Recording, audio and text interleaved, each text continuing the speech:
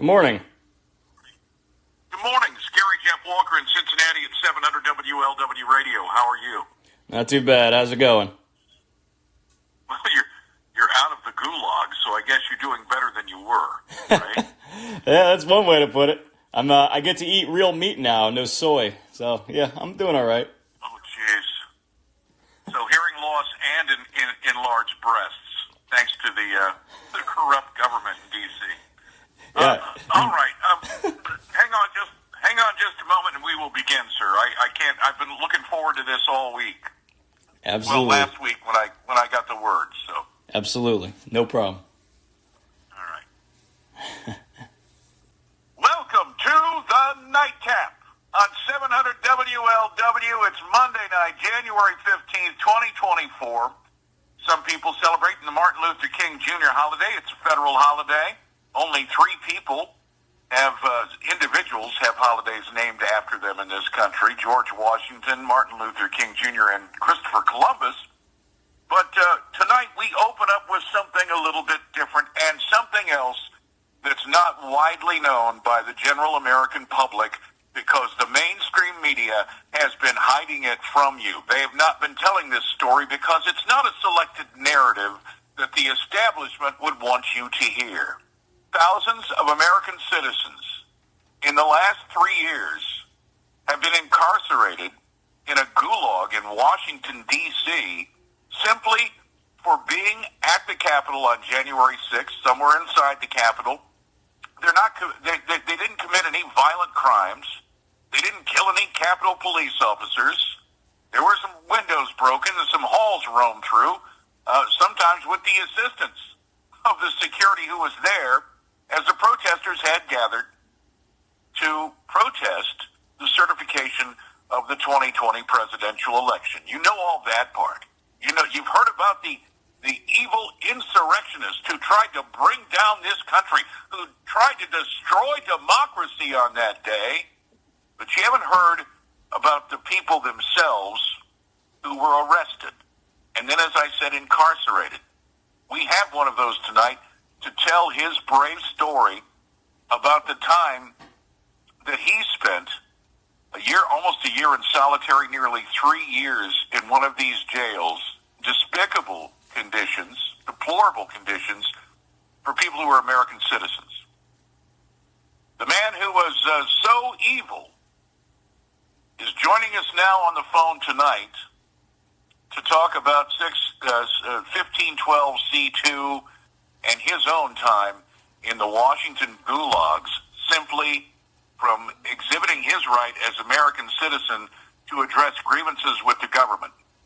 He's 33 years old, I believe, and I know he'll correct me if I'm wrong. He's a 12-year Army reservist, or served 12 years in the Army Reserve, United States Army Reserve, before January 6th, and he is finally free, at least, we hope, permanently. And hopefully, too, the Supreme Court will step up and they will expunge his record, the felony that was tagged with him simply for being a part of the January 6th protest at our Capitol. Welcome to Tim Hale. Good evening, Tim. How are you? Hey, good evening, sir. I'm great. Thank you for having me on. I know you said you wanted to tell your story, and I want to hear it because the mainstream news media, you never hear that about January 6th. All you hear about is President Trump inciting an insurrection, Freudian slip, sorry, Tim, inciting an insurrection and causing people like you to march on the Capitol to, I don't know, sit in Nancy Pelosi's chair or something terrible like that.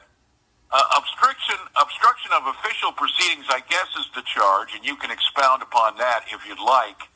But you never hear this in the mainstream media. You never hear about the people who were arrested, I believe illegally, unconstitutionally, because of, a stretch of a heretofore unknown clause in the legalese, 1512C2.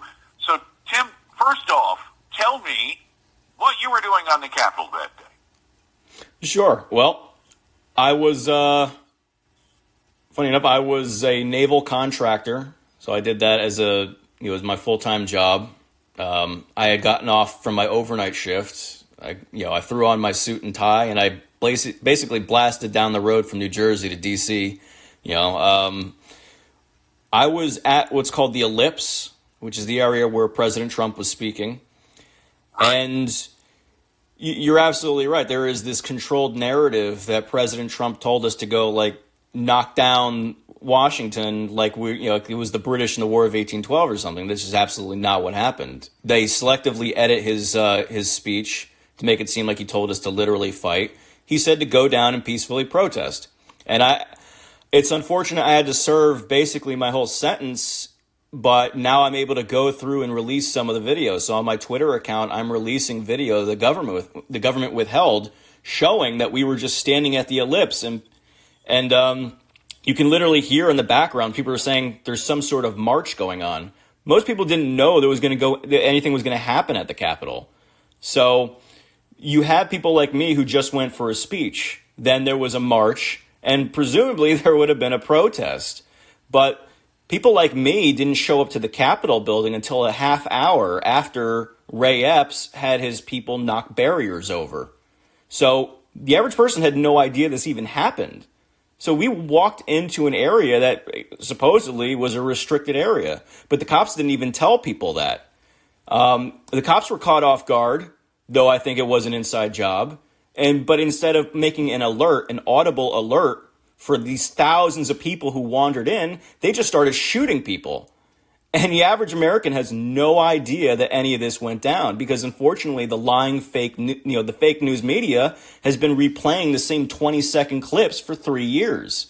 So, unfortunately, some windows were broken. There were people who did fight the cops, but there's a lot more to it. There were agitators in the crowd. There were plainclothes officers who were in the crowd. I'm releasing this video. I'm releasing more video than Speaker Johnson. There's a lot the American public does not know. There were people in the crowd trying to incite violence. There were people within the police who were not only unprepared, they were just completely incompetent. That incited more violence. And so it was basically a snowball effect. It was the perfect storm. President Trump didn't set people up to fail. Just think about who's in charge of the police. The Capitol Police answered to Nancy Pelosi. The Metro Police answered to Mayor Bowser. So, yeah, there's a lot that was going into this. And I'll tell you, just from my experience in the Gulag, not everybody that was in there was a real Trump supporter. Some people got a little too comfortable. They got too big for their britches, and they confessed that they were informants. So that 18 USC 1512 charge that was first upheld for us, that's now been weaponized against Trump, that was first upheld in the district court for a couple defendants named Ronald Sandlin and Nathan DeGrave. And Sandlin confessed that his co-defendant DeGrave was actually caught in a drug conspiracy in 2020. And that's why they were really at the Capitol. They were at the Capitol to get out of trouble. So you got to think about this. The first defendants to have that obstruction charge upheld by the district court were informants. What does that say? Connect the dots and you realize these district judges are working with the prosecution and DOJ and probably members of Congress to go after President Trump. And so actually, as January 6th defendants, this is basically the worst political inquisition in American history. It's ironic, it's Martin Luther King Day. There was a point where they targeted the left in this country, but this just goes to show you, political persecution can be weaponized against anybody. And now we're seeing the consequences. We've all been pawns in this. The American people have no idea.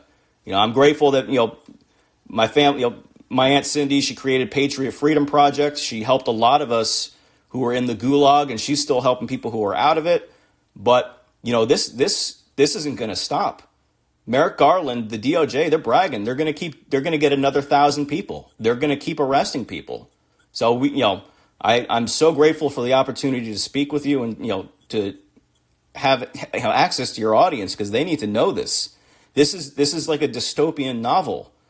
This is the end of due process in America. We know that in the past, the feds, whether it's the FBI with COINTELPRO or, the CIA, we know three-letter agencies entrap people, but this is the biggest entrapment case in U.S. history. And by the DOJ and the FBI, right? Absolutely. It's a self-fulfilling prophecy.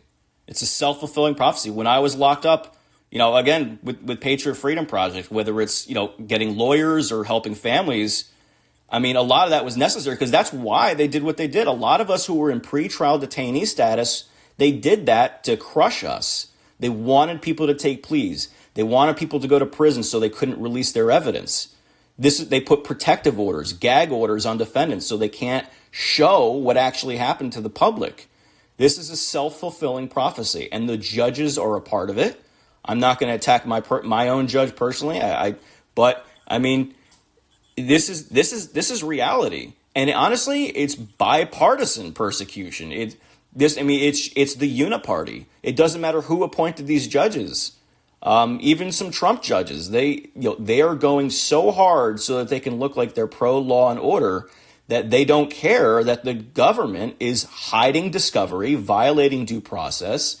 Even to deny people bond, there's nothing they won't lie about. We know how they did Trump. Oh, Russia, Russia, Russia. They're doing the same thing to everybody. I was a comedian before January 6th. You know what they did? They went through my phone a year before January 6th to find a picture of me with a Hitler mustache. It was a joke. They made me look like I was a white supremacist or like Timothy McVeigh or something like that. And I was denied bond. And you know what they can do then? If they deny you bond, what they do in the DC jail is they deny you access to your lawyer. And then they deny you your discovery. And so you can't prepare for trial. I was able to get maybe 6 hours of trial preparation after 16 months in the DC jail. Oh. So that's insane, Tim. A little bit. Insane. A little bit. You said something earlier that kind of shocked me again that nobody has heard about in the mainstream media, in that they started shooting people. The only murder I know about that occurred at the Capitol was that of Ashley Babbitt, the Air Force veteran who was unarmed and shot by the Capitol police officer who was made to be some kind of hero and protector of democracy for shooting an unarmed woman and killing her simply for being inside the Capitol. There were other people, other protesters who were shot that day? Initially, yes, they were shooting. Well, they initially were using rubber bullets, and they were shooting other sorts of ordnance. But there was a man, I believe his first name was Joshua, but his last name is Black. He was shot through the face with a rubber bullet. He was bleeding out of the side of his face. There's video. If people know to look for it, they can find it. But yeah, he was on the West Terrace. That's actually part of what incited people on the West Terrace. So it's like, on the one hand, I don't blame the Capitol Police for trying to do their job. And in many respects, it was the Metro Police who really turned it into, from a protest with agitators to a riot. The Metro Police were far worse than the Capitol Police. The Metro PD showed up later. But the fact is, these guys were caught off guard. They weren't prepared. They were probably as set up as we were. And they didn't even know how to use their own equipment. A lot of the injuries, and this isn't to downplay what happens to men in the line of duty, but a lot of these officers' injuries were a result of their own equipment because they would not listen to their own chain of command. Their own chain of command froze at some times. People just didn't know what they were doing. So there was a point where they actually sprayed themselves they actually maced themselves. They sprayed themselves with OC because they didn't take into account the wind. And some of them even warned, don't spray anything. Do not spray them. You're going to end up spraying us. And that's exactly what happened. I know because they did it to me. I was just there standing, and I have video on my phone showing we were just standing. We were all just standing singing God Bless America in front of the Capitol building until the cops attacked. I'm releasing videos like this.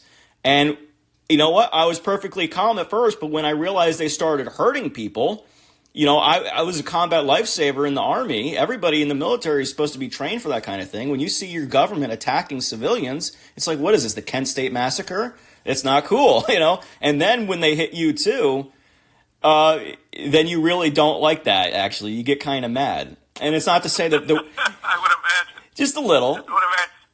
So you spent nearly a year, 23 hours a day in solitary confinement? Yeah, I mean that was the first year. So it was about 23-1, and then there was a point where they raised it to 23-2. I'm sorry, 22-4, 22-2 versus 23-1. Yeah. Then, but then, I have to be fair, because a lot of disinformation comes out of the jail from the Antifa in there, because they want to make money from donations and stuff like that. So eventually we got 5.5 hours out of our cell. I don't know what it's like currently, but I do know that initially they hated us. They took January 6th really personal. But eventually some of the guards mellowed out. There were still issues. Like we would get locked down if someone wouldn't wear their COVID mask. Like they were very anal about that sort of thing. And the warden actually hated us because she hates Donald Trump. And one of them was actually fired because of, what they were saying on social media about us. But overall, the conditions in terms of the solitary did improve. The other conditions did not. And that's what really should concern Americans is, they had the COVID thing as sort of a thing to shield them with for the solitary. Oh, it's a health crisis. It's a health crisis. That was just an excuse. But what they didn't stop doing was denying people access to their lawyers, denying people access to their evidence. Because you're a pretrial detainee, you're supposed to have access to the Bill of Rights. You're supposed to have access to the same civil rights as anyone else. The only difference between a pretrial detainee is that they just can't leave, but they're still supposed to have religious services, free speech, and all that. And so what they did is they didn't do that, actually. But there was a plan, supposedly. They're supposed to give you laptops, right? So they have like a half dozen laptops where defendants can look at their evidence to prepare for trial. Half the time that didn't even happen. You had to get put on a list to wait for that. And most of the time they tried to take it anyway. There were points where there was a point they tried to steal my discovery at the jail. They tried to steal my flash drive. They did it to one of my buddies in there, Jordan Mink. They took his discovery. They've taken other people's discovery, so they couldn't prepare prepare their cases. There was no religious services. For the rest of the jail, yeah, you can go to church or to mosque or whatever. But for us, we weren't allowed to. They tried to force us to get vaccinated in order to do that. Some people did. That's their choice. And they still were refused. Some people were denied visitation from their families unless they got vaccinated. Some people got vaccinated. They still couldn't do it. And so Tim, you had a chronic ear infection that they refused to treat, and it resulted in partial loss of your hearing. Is that correct? That's correct. It improved by the time I got to prison, but I mean, it's still not the same. Yeah, what had happened was I got an ear infection, and medical refused to allow me to see an ENT, an ear, nose, and throat doctor. The jail was so incompetent, they couldn't even determine whether I had a bacterial infection, a fungal infection. They had no idea. All I knew was my ear's bleeding out. So that wasn't cool.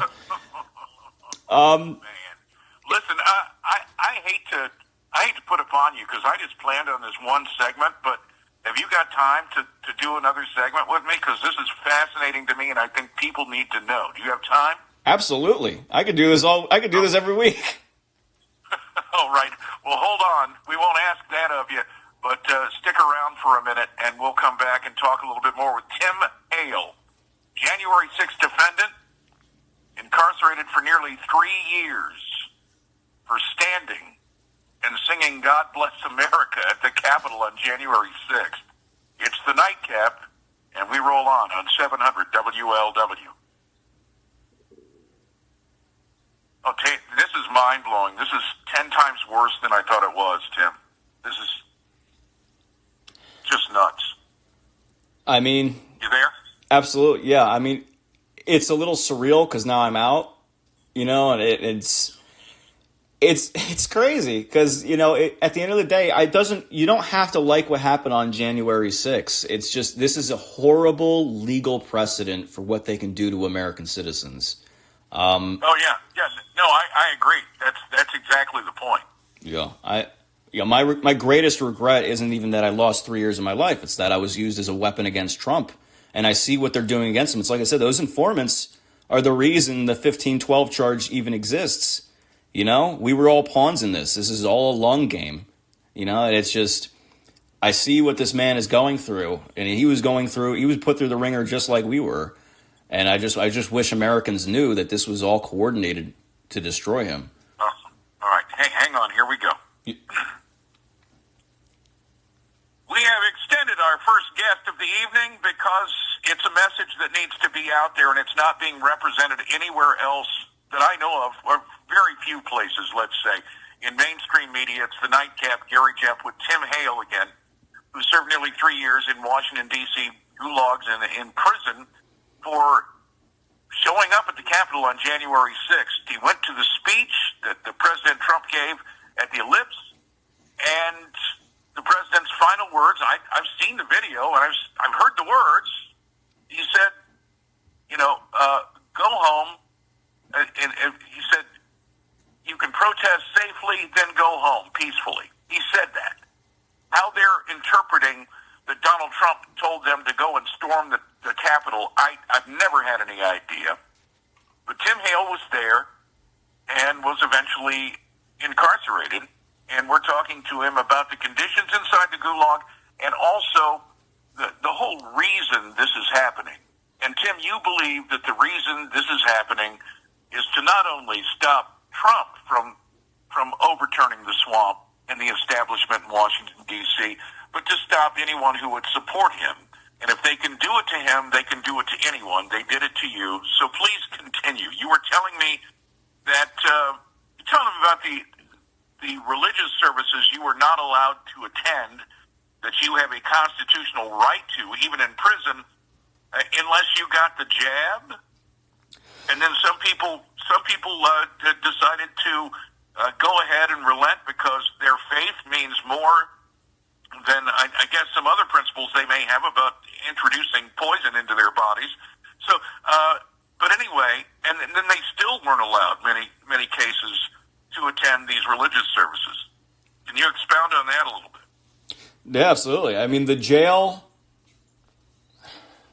it's hard for me to, I told you we had those laptops for the Discovery, and we were able to, we're a little smarter than, the people of the jail thought. So I actually was able to sneak out some screenshots of the propaganda they would give us. So, I mean, I'll post that on my Twitter.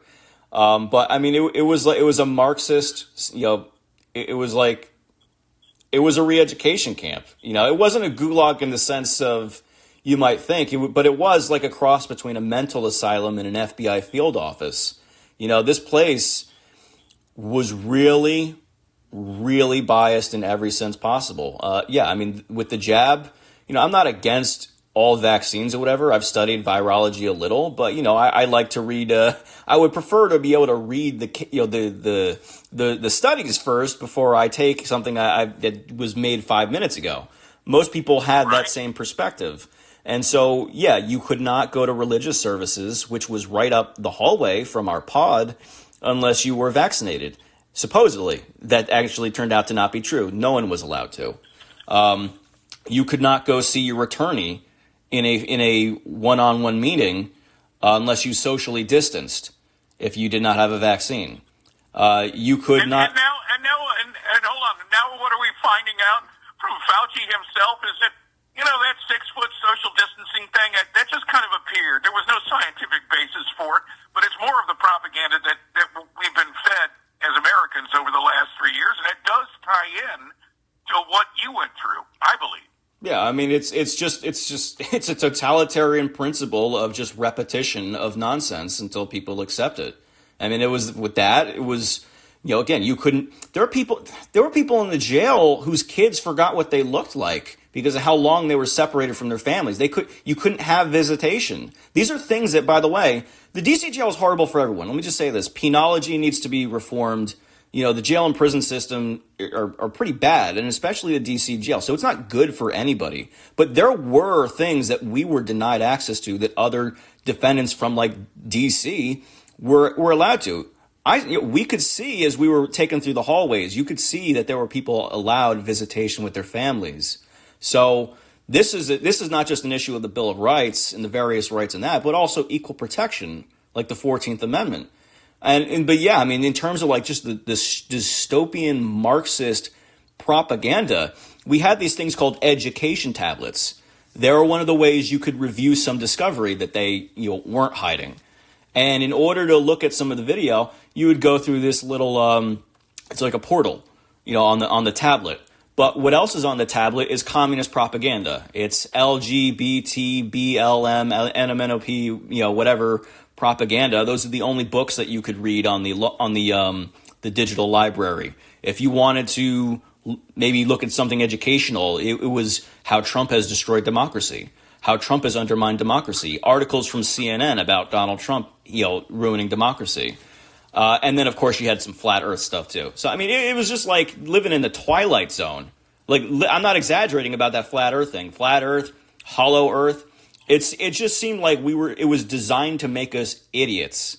It was designed to break our spirits and literally rewire our heads. That's why we called the education tablets the re-education tablets.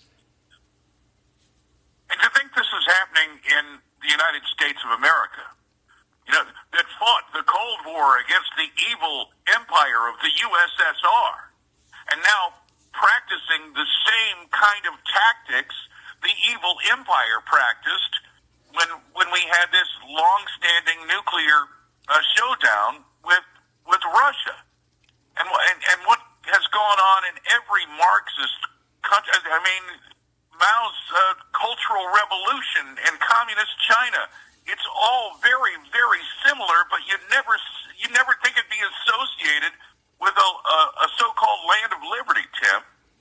You would think that, and it gets worse than that, because there were, whether you think they're truly ideological Marxists or whether they're just paid plants, there were Antifa in there with us who were posing as Trump supporters. And so you got to think, you had informants in there. We were denied bond. So not only do you deny us bond, you bring us into captivity, you're forcing us to cohabit with people who are sabotaging our cases. I mean, the average American probably would shrug would shrug at the idea that there are quote unquote snitches in jails or prisons. But when you really think about this, how far did the feds go to destroy January 6th defendants? I would say at minimum a third of the defendants at one point in the pod we were in were Antifa, or they were informants. I mean, these are people who went out of their way. They were writing hit pieces about me. I don't know how we are all political prisoners, but yet this group over here is writing articles through NPR. How do you do that? And then, of course, it's right before my trial. These hit pieces basically corroborating what the government said. Oh, he's Hitler. He's a Nazi. He's the be all end all. He's the devil. This was planted in the media right before my trial to prejudice a jury against me. Forget how prejudiced DC is against Trump supporters as it is. And then, shocking, after I'm convicted, the government mentions these NPR stories at my sentencing hearing. So this is a way where the feds are protecting informants by not putting their names on paperwork, but still being able to cite third-party sources with their intelligence reports, basically. I mean, and most of these people are getting slaps on the wrist. So, I mean, yeah, veterans, blue-collar workers. I walked around a building, and I got 4 years. You had other people, though, who were, get 8 years or 10 years or 14 years. So Tim, how are you obstructing official business by walking around the Capitol? How indeed, especially when Congress wasn't even in session anymore. As you've noted, look, this obstruction charge goes back to the Enron scandal. It was... Even back then, they were over-prosecuting with that charge. And it's funny enough, what they're doing to Sidney Powell. I read one of her books and where she talks about how, the Enron thing went down and how the DOJ was over-prosecuting because they wanted headlines. But when you look at this, how indeed, I was in the Capitol building. Okay, I shouldn't have been in there. But that's not 18 USC 1512. That's 40 USC something or other. That's just picketing charges. And it's very peculiar how when you examine the defendants and examine the charges, some people get the obstruction for going in the building. Some people do not get the obstruction for going in the building. Some people don't get the obstruction because they did not go in the building. Some people who did not go in do get the obstruction. It's very peculiar who they charge and who they do not. It's interesting. They and I'm not, I don't know everybody's story, so I don't want to, slander anybody. It's interesting, but they framed me as a right-wing extremist, and I got 4 years and I got felonies.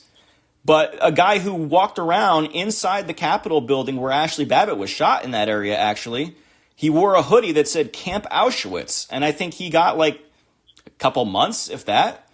So I mean, it's very weird. And when you look at video, and I'm not accusing that guy of anything. I don't know him, but it's just very weird. You mentioned Ashley Babbitt. Well, this really brings us back to this suspicious activity. Where she was killed, that window she tried to go through was broken by a guy named Zach Alam. Zach Alam is Antifa. He was in the jail with us. He confessed he was Antifa. So Antifa broke that window, and nobody even acknowledges it. It's like it's considered a conspiracy theory that feds were there, that Antifa was there, that informants were inciting things. I mean, the first guy I met on Con Air, the first January 6th defendant I met after getting arrested was an informant. He ended up becoming my cellmate later on in Virginia. And then when we went to Washington, D.C., he was basically informing for over a year. And this is about controlling the narrative. Because as I said, most of us have had no voice for 3 years. Why are these people able to plant stories in NPR? This guy I just said, who's an informant, the guy I met on Con Air, this guy has been doing interviews nonstop for 3 years while claiming to be in solitary confinement. I don't know how you do interviews from solitary confinement for 3 years. You're right. Oh, my God. And this is awful. I'm laughing because I can't do anything else, Tim. I'm laughing because of all of the subterfuge and all of the lies or the half-truths that are pushed by others in the media. Sometimes I am so ashamed of still being in a media that I've been involved with since I was 19 years old. It's been almost 44 years. And sometimes I'm so ashamed at what the current modern-day media has come down to. Yeah, I'm lucky that I still have a job, number one, doing shows like this. And number two, I look at the rest of what's going on in my field with disgust because I can't believe that there would be that many people who are willing to lie or to skew the truth in such a way that it's unrecognizable. I can't imagine what you went through. But anyway, please continue. Well, I mean, you bring up a salient point. I mean, don't feel bad about yourself. I'm sure I'm sure you've heard story. I mean, look, Operation Mockingbird still exists. I don't care what they exposed at the church committee back then. When the feds get exposed for doing something, they just change the name. They don't stop. So I mean, 3-letter agencies have been promoting false narratives through the press for decades, and this is a huge part of it. It's like I said, these informants they have are doing interviews nonstop because they want to be the face of January 6th. They want to be the class president, the hero, the leader of the J6ers. And it's just like, you got 27-year-old junkies who were turned out by the feds to entrap people at the Capitol who are trying to be spiritual leaders for 50-year-old men. It's like, that's well said. I mean, that's really what it is. It's like, unfortunately, you can't trust anything you hear about January 6th, not from the feds and not even from some defendants. I learned the hard way for years in that jail. Not everybody is who they say they are. Believe none of what you hear and half of what you see. There are feds or informants or snitches, Antifa, whatever you want to call them. There are assets pretending to be defendants who are also, in the long run, trying to control the narrative of January 6th. Because once this all blows up, whether it's in the Supreme Court, if they do toss the 1512, God willing, these people are going to, like I said, they're going to try to be spiritual leaders. They're going to try to be political leaders, and they're the ones promoting the insurrection more than anyone. I went there to hear a speech. I say I was entrapped. These guys say they're the founding fathers and they were there for 1776 and they're going to fight tyranny or whatever. And it's just like, you can't call yourself that. Oh, God, you have no idea. I could literally talk about this for hours because that first dude I met claims he actually had the balls to tell all of the veterans in the jail that he was a bigger patriot than us and he was a veteran because he fought the cops on January 6th. He literally took a stamp, you put stamps on mail, a mailing stamp. He took a Purple Heart stamp and he put it over his chest on his orange prison suit, his jail suit, and said he was a veteran because he fought the cops on January 6th. I'm like, you are such a Fed. I've never met someone in my life who was more of a Fed than you are.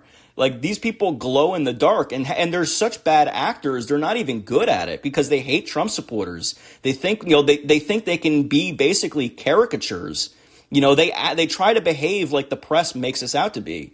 Religious, basically nut jobs, conspiracy theorists, violent. The same guy tried to get me to join a militia. The same guy tried to trick the Oath Keepers into signing a document that said that they were seditionists.